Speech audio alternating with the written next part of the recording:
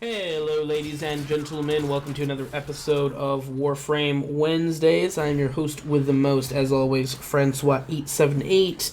And in today's episode, episode 31, we are going to be talking about power creep in Warframe and why I don't think it's a big deal, and why I think a fix is coming very soon and it can't come fast enough. DE, get on this. First off, let me explain what power creep is, then I'm going to explain why I don't think it's a big deal in the first place, and then I'm going to touch on what DE can do to fix the issue of power creep. Now, thank you, Google, for the following definition. Power creep is the process that sometimes occurs in games, video games, card games, etc., where new content slowly outstrips the power of previous alternatives. This leads to players abandoning previous options in favor of the latest and more powerful alternatives, resulting in an increase in power throughout the game. Now, this basically, a great example of this I use when I'm talking to people is expansions in World of Warcraft. Every new expansion in the World of Warcraft, new gear comes out, new weapons come out, everybody ditches all their old stuff and gets the new hot items. The same thing can be said for games like Destiny and loot-based shooters like that. You know, Destiny, when the Taken King came out, I don't even know how many how many updates I saw in my Twitter feed about how people are like, oh, you know, all my old gear's crap. Now I got, you know, I traded in all my, you know, all my purples and yellows for all, you know, greens and blues in the Taken King. They're so much better. And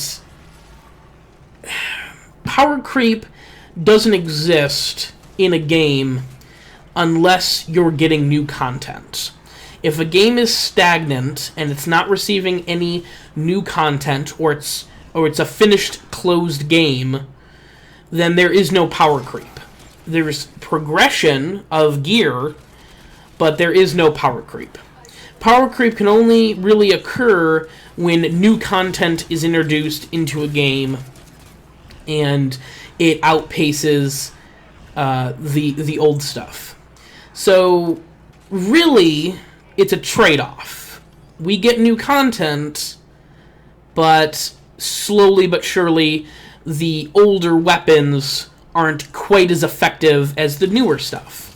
And personally, for me, that's a trade I'll make. That's a trade-off that I'm okay with, because you know, I may have my problems with Warframe, but I still love this game, and I still want it to do well, and I still want to play new content when it comes out. And if that means occasionally I get a new assault rifle that's a little better than the old assault rifle that I was using, I'll take that. You know, and also, I feel like there's this stigma with power creep that the older gear automatically gets eliminated and is no longer useful. And I guess if Warframe had a focus on PvP, which, I mean, Warframe does have a PvP section, but I feel like it's still fairly unpopular and still fairly unbalanced. I have not yet partaken in it, so I'm strictly speaking from a PvE standpoint. The Attica, which is the predecessor to the Zuge, which is what I'm using, the Attica automatic crossbow is still an excellent automatic crossbow. It's still a great weapon, even if the Zuge does have better stats in almost every category, except for base damage. Now, will the Zuge be able to go in content longer? Absolutely. Obviously, it's better. But that doesn't mean that the Attica has been nerfed and it's not a good weapon. The Attica is still an excellent weapon, and if you want to use the Attica, you go, boy, and you go, or girl, and you use that weapon. You know, it's I just feel like even, I guess, power creep does exist with the frames in the form of the primes. You know, the prime frames are a little bit better than the normal frames. Ember Prime is a little bit better than Ember. Nova Prime is a little bit better than Nova. But Nova is still an excellent frame. The little bit of extra stat, the little extra stat buffs that you're going to get, I feel like it's not enough to completely disqualify using Nova. I could be crazy in that, and maybe that's, I'm sure there are going to be plenty of min-maxers who are like, oh, you're crazy, you have to have all the best gear all the time or you're a fucking noob. If that's your opinion, I respect it, but personally, I like to play this game to have fun and not to be a miserable number cruncher, so, And the other alternative to trying to get rid of power creep, I want to just mention very quickly, is what I like to call whitewashing, which is making all the weapons in the game identical, or almost identical.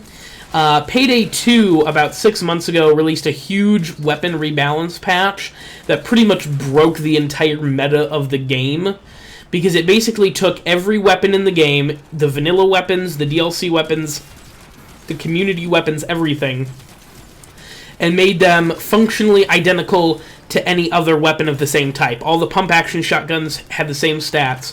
All the DMR rifles had the same stats. All the heavy pistols had the same stats. And that basically created a world where there wasn't any more power creep, because all of the weapons were exactly the same.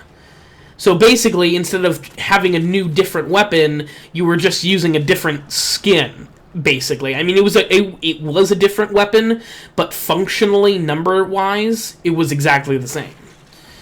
And I think that's the other alternative DE could take, besides releasing new content gradually. And